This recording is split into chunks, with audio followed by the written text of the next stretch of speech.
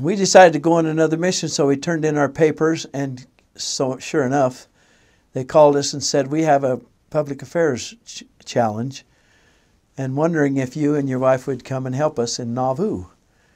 And we went and met with them a few times, and they liked us, I guess, and so they sent us to Nauvoo on a special assignment to transfer the public affairs work there, which it was supposed to be under the mission president, because it was mostly missionary work and mostly serving and organizing and helping promote Nauvoo, where the wasn't under the public affairs department. So the public affairs missionaries were working under the public affairs department, working under the mission president there, which we did too. But our job was to transfer that gradually over to the stake president, who was supposed to be in charge of public affairs. We got it.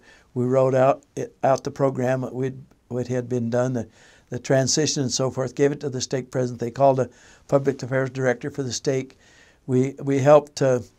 We had some fantastic opportunities while we were there, organizing these tours by the BYU groups, the BYU folk dance, or not the folk dance, the ballroom dance.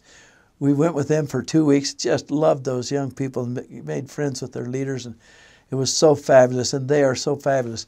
And the what used to be called the Lamanite generation, I can't remember what they're called now, but they came for 2 weeks, and we loved them. We have a video of them singing "God Be With You Till We Meet Again," and there were tears. I mean, at the end of our 2 weeks with them, we took them around to all kinds of different places where they performed, all of which was pointing back to Nauvoo and trying to promote people coming to Nauvoo.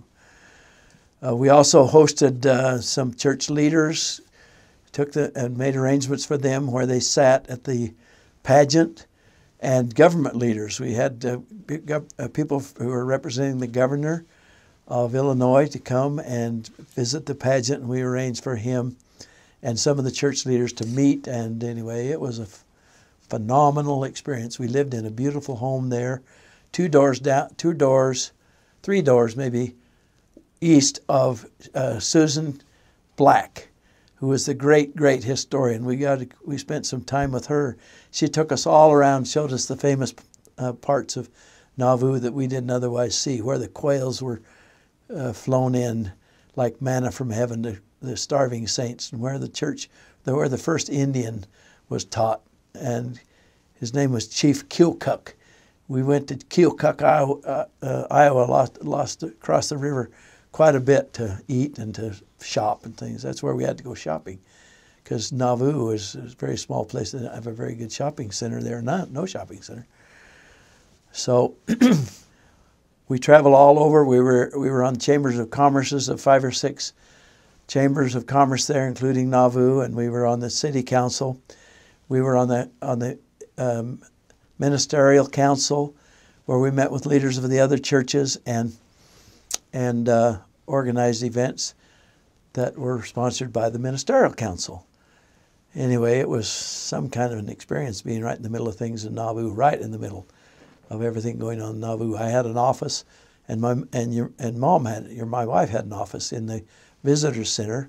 I could look out and see the Mississippi River from my office, and my wife's office was right across the hall from the mission president and adjacent to the mission president's secretary. So it was so great. And the young performers and the people who came there, it was so phenomenal, so fabulous to be in that experience. We finished our assignment halfway through our mission, however, and were assigned. They said, "What do you want to do? Stay there as a missionary and dance and sing, or do you want to go or continue what we're doing, or do you want to go someplace else?" And we said, "Well, we're ready for another experience." So we were called to serve as leadership support missionaries in Chicago. And guess where? Down in the inner city of Chicago, the Lincoln Square ward, and that was quite an experience. I tell you, between us girls, that the bishop didn't like missionaries from the West. He made that clear to us. He wasn't supported much. He told me to help the high priest. That was my job, and there was only about, other than the bishopric and the ward clerk, counselor, and so forth, there were only about 3 or 4 high priests to watch over. And one of them had been in an accident and was kind of handicapped. 2 of them died, and I helped dress them for their funerals and so forth. That was unbelievable experience. But we then decided to reach out, and we started finding non-member families, part-member families, and we started teaching them, and we're still teaching some of those families. There's one guy that we found who was a dentist that we helped back into the church, and he's, to my knowledge, is still active in the church and has moved down into the south someplace. So we kind of, in those short months that we were there, we did our best to try to get something going, and we taught the mission president, the principal, and turned over to him the program on activating prospective elders that we had developed in our previous mission, and he wanted to use that, so we sent him several copies of that to distribute throughout the mission and mission leaders, and so we got to do that. Got fairly close to an opportunity to serve with them there. So that's our mission experience. We could be much more detailed about that, but in general, that's what we did on our missions. Since I've been home, I was called as a word missionary again, and that's what I am to this day. They assigned me to work with the no contact individuals in the ward, and so far I've made friends with about 3 or 4 of those people that wouldn't let anybody in before, and I'm still working with them. One of them I've been able to teach the gospel to. Another one right now his business is suffering, and I'm going to try to help him with his business. And the other one loves salsa, so I promised him I was going to bring salsa all the time over to him. So that's I think that brings you up to date on our church experience,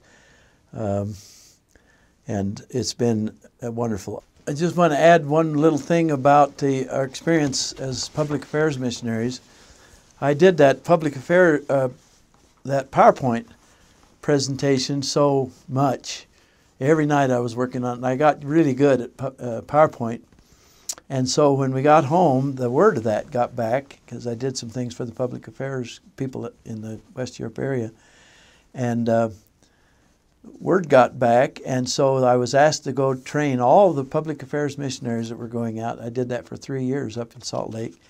Every time there was a group of public affairs missionaries assigned to go out, I went up and spent 2 or 3 hours with them training them on PowerPoint, which was really a neat experience.